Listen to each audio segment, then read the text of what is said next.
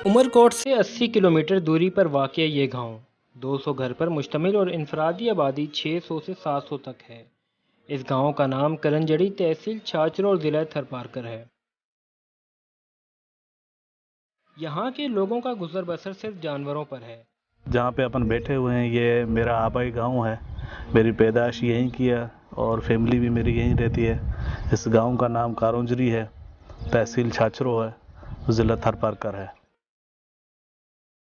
اس گاؤں کی آبادی تقریباً 200 کے قریب مکانات پر مشتمل ہے۔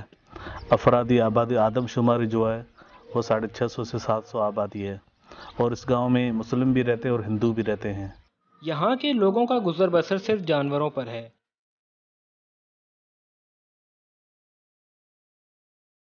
جن گھروں میں ہم رہتے ہیں اسے چورا کہتے ہیں۔ یہ بہت ہوادار اور ٹھنڈا ہوتا ہے۔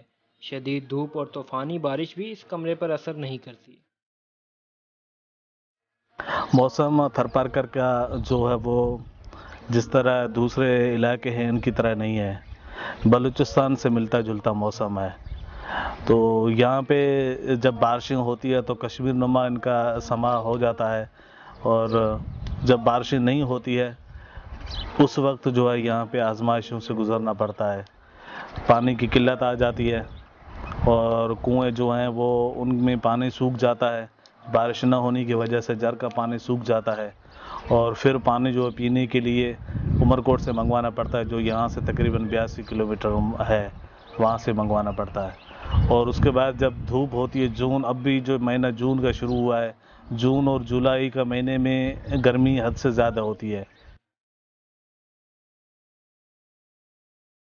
میرا نام امیر علی ہے اور میری ذات رائمو ہے۔ میں ضلع تھرپارکر گوٹ چھاچرو کے گاؤں کرنجڑی میں رہتا ہوں۔ میں صبح 5 بجے تک اٹھ جاتا ہوں۔ صبح اٹھ کر سب سے پہلے مویشیوں کو چارہ پانی دیتا ہوں۔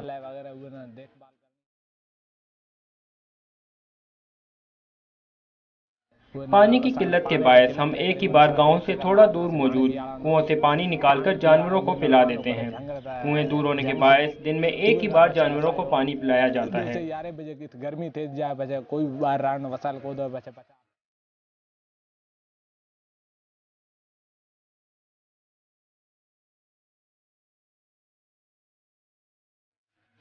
ہمارے یہاں تھرپارکر میں صبح 10 بجے تک کافی گرمی ہو جاتی ہے، اس لیے ہم صبح 10 بجے تک کام سے فارغ ہونے کے بعد آرام کرتے ہیں۔ دن 2 بجے تک ہمارے مویشی چر کے واپس آ جاتے ہیں۔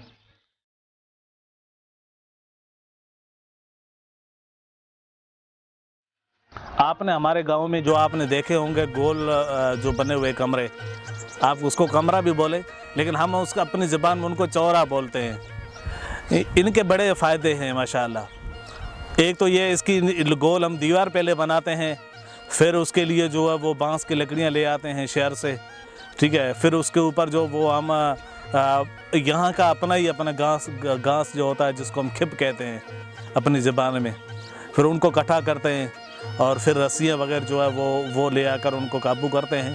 اور جو یہ چورا بنا ہوا ہے جو آپ نے دیکھا ہے، اس کے اندر کتنی بھی باہر دھوپ ہو، کتنی بھی ٹیمپریچر گرم سے گرم ہو، لیکن ان کے اوپر دھوپ نہیں آتی ہے، نہیں، یہ ہوادار ہوتا ہے اور بہت ہی کشادہ ہوادار ہوتا ہے۔ دوسری بات یہ ہے کہ کیسا بھی طوفان ہو، پکی جگہیں جو ہے وہ پانی ان کا سیلاب آ جاتا ہے پانی کا، لیکن ان کے اوپر پانی کا سیلاب نہیں آتا ہے۔ ان کے اوپر جو گھاس اوپر کھپ لگے ہوئے ہیں ان سے سلوپنگ اتنی زیادہ ہے ان کی، جیسے پانی اوپر سے گرتا ہے تو وہ پانی فوراً نیچے چلا جاتا ہے، اور اندر بالکل پانی کسی برسات اگر سے 20 دن سے کیا 2 مہینے چلتی رہے لیکن ان کے اندر پانی کبھی بھی نہیں آتا ہے۔ اس وجہ سے جو ہے زیادہ تر جو ہم ان چوروں کو ترجیح دیتے ہیں، لیکن آج کل ماڈل دور ہے تو اس حوالے سے کچھ پکی کوٹھیاں بنانا شروع کر دی ہے، لیکن مضبوط سے مضبوط جو ہمارے آبا و اجداد سے جو بنا کے آ رہے ہیں یہ چورے ہیں، اور یہی ہماری ثقافت ہے تھرپارکر کی۔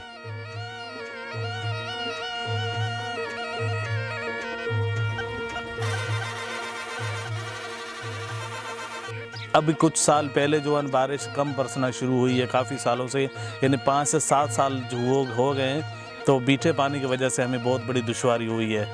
میٹھا پانی پینے کے لیے ہم جو عمرکوٹ سے منگواتے ہیں تقریباً 7,500 روپے کا ایک ٹینکر آتا ہے پینے کے لیے میٹھا پانی، تو وہ काफ़ी ऐसे घराने हैं जो अफोर्ड नहीं कर सकते हैं एक पूरे टैंकर को, तो फिर मिल मिला के 4-5 बंदे मिल मिला के हज़ार रुपये करके वो एक टैंकर को मंगवाते हैं। फिर वो किसी के घर में जो 2-3 दिन हो जाता है, कि कभी 4 दिन है, और कुछ छोटी फैमिली वाले तो एक हफ्ते तक बड़ी मुश्किल से पानी होता है। और जहाँ तक जानवरों के पीने के पानी की बात है तो वो कड़वा पानी है। वैसे पहले भी जानवर कड़वा पानी पीते थे, अभी भी उनके लिए कड़वा पानी है, पीने के लिए है, लेकिन इस वक्त जो है वो भी पानी सूख चुका है, जर का पानी।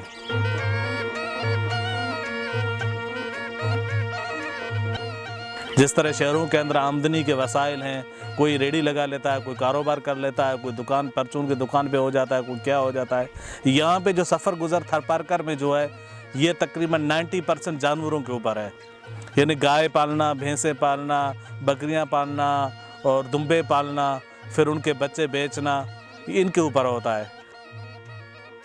इसके अलावा परिंदों में हमारे पास एक नायाब परिंदा मोर है, जिसके शिकार पर यहाँ सख्त ममानियत है। मोर इस इलाके का लाडला परिंदा है, जिसकी बहुत इज्जत की जाती है और ये यहाँ के लोगों से बहुत मानूस है।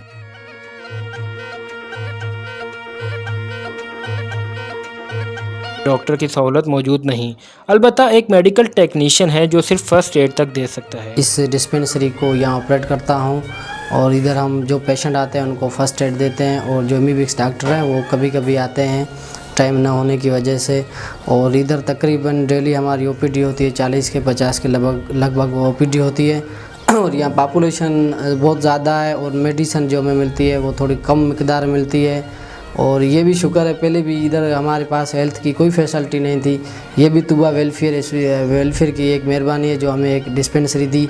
इसमें ज़्यादातर जो भी लोग आते हैं उन्हें हम इधर फर्स्ट एड देते हैं। हमारे पास रात को कभी कभी इधर इमरजेंसी आती है तो हमारे पास इमरजेंसी की कोई फैसिलिटी नहीं है, ऑक्सीजन वगैरह ऐसा कुछ नहीं है, एम्बुलेंस वगैरह भी नहीं है। और ज़्यादातर हमारे पास यहाँ पेशेंट आते हैं बच्चे, वो खास करके उनमें एनीमिया की बीमारी होती है, वो इसलिए होती है कि इधर विटामिन की कमी है और बच्चे कुछ अच्छा खुराक न मिलने की वजह से उनमें ये बीमारी पाई जाती है।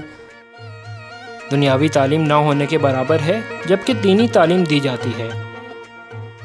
तालीम के हवाले से आपको बताते चलें कि यहाँ पे गवर्नमेंट के हवाले से बिल्डिंग 2 से 3 बनी हुई है, लेकिन उसमें वो बिल्डिंगें बंदी पड़ी हुई है। गवर्नमेंट की स्कूल्स, उसमें कोई टीचर्स नहीं है, कोई कुछ भी तालीम नहीं है।